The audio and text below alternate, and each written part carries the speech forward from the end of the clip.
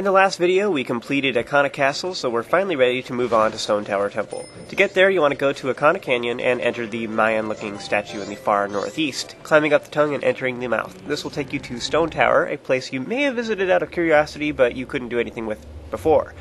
So as you enter the first time, you'll see a short scene showing off the temple at the very top, and we'll have to work our way up there using these various blocks and moving them around to aid us. You want to jump across the platforms to the other side, keep an eye out for the giant boulders that continually fall down and will try and squish you. Jeez.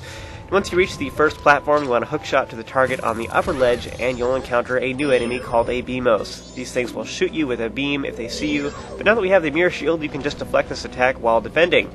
Now to kill them, you need to use either bombs or the blast mask.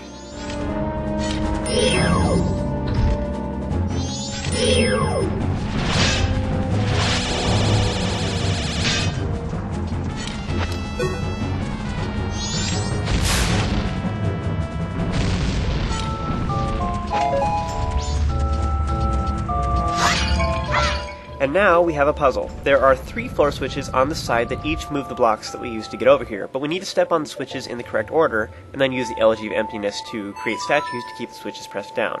Now while you do have a statue for each form, the Deku Mask is not heavy enough to hold down a switch, so we really only have 3 statues to work with.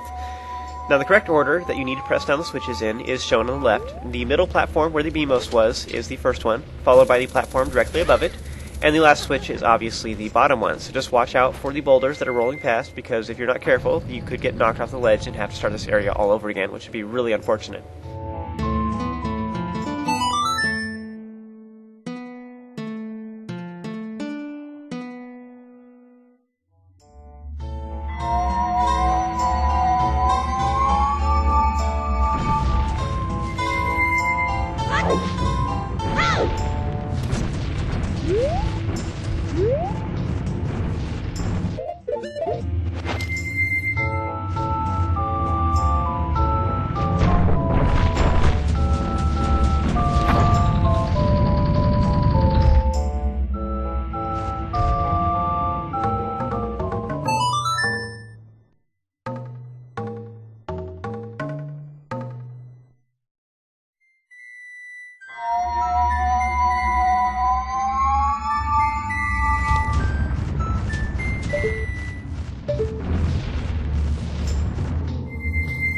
These statues reflect what the spirit looks like that you're currently using. So this statue looks a lot like Darmani, more so than when you are wearing the Goron mask anyway.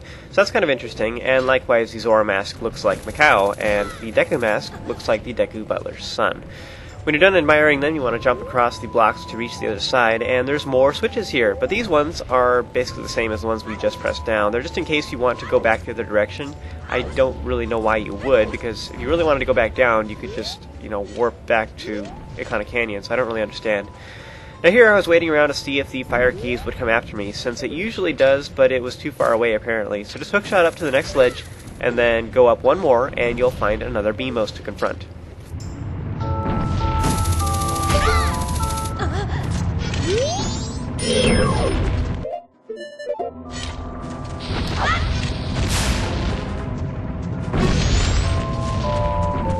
So once again, you want to stand on this switch, the one at the same level where we found the Beamos at.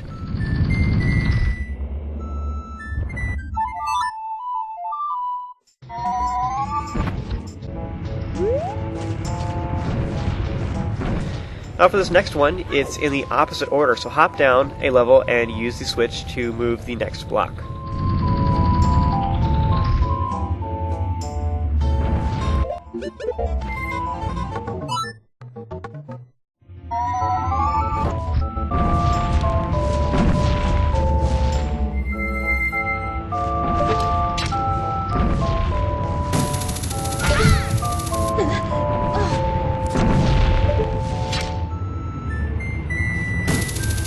Now the last one is you need to work your way up to the very top and use the final switch to complete the puzzle. So the order is middle, bottom, top instead.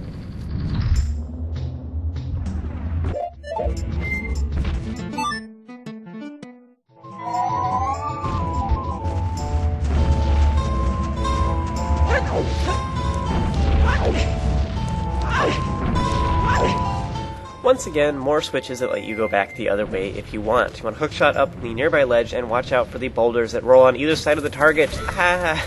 Stand near the edge here and you can hookshot across to the other side, and from there you can look up to see another target, so pull yourself up to reach the highest point in Stone Tower. Run over and slash the owl statue to gain the warp portal for this location, and like all the temples, as long as we have the song for this area and the owl statue, you have everything you need to enter the dungeon. So soar over to Clocktown and put your rupees in the bank and play the Song of Time. So it is worth mentioning that there are some additional goodies to explore into Stone Tower. There are places on the sides where you can use the Scarecrow's song to make Pierre appear so that you can reach platforms with redeads and jars and a bunch of rupees to get some fairies as well, but it's all pretty useless.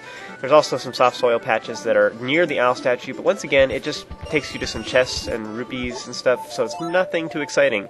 I'm not going to be getting either of those, I just want to point them out because I'm sure that some of you may be curious. Now, seeing that the soft soil and hearing the redeads in the distance and all, so I just figured I'd get that out of the way. Alright, so now that we're all saved up, it's time to get ready for Stone Tower Temple. First of all, I recommend you use the Song of Double Time to take you to the first night. Now usually, I would recommend against this, but there's a useful item that we can get later. So for now, you want to roll out into Termina Field and row through the bushes to get bombs, arrows, and rupees.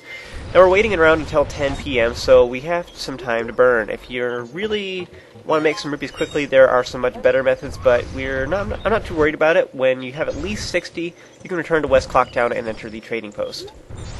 So Stone Tower Temple requires a ton of magic, and if this is your first time tackling the temple, then you'll probably definitely want some potions to restore your magic. You can purchase green potions from the trading post for 30 rupees apiece, which is one of the cheaper options out there, but it also takes up a lot of your bottles, which could have had fairies instead. Alternatively, you can also, get green potions from Kotake in the Southern Swamp, but that takes a little more work, so I don't know. And if you're looking to save up your rupees, then this is a good option, but there's also something better we can do. You see, if you head over to East Clocktown, I'll show you some quick rupees you can get, as long as we're here. And if you've been watching this walkthrough for a while now, you probably have already seen these. If you look in the Bomber's Notebook, you can look under the Bomber's entry, and it will show you the code in case you forgot it. So tell it to the orange-capped kid, and he'll let you into their hideout. Inside, you can hop into the water and swim off to the left, and at this point, you can actually wear the Zora mask and kill the Scatula if you want. But I don't really think it's worth our time. At the end, you can climb onto the platform and use bombs with a blast mask to blow up the wall and open the chest to get 100 rupees.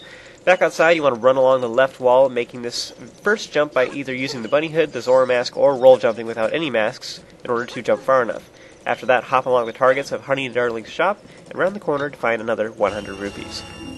Hop down, slap on Romani's mask, and at 10 p.m. the latte milk bar opens. You want to go inside while wearing Romani mask and speak with Mr. Barton to purchase the bottle of Chite Romani for 200 rupees.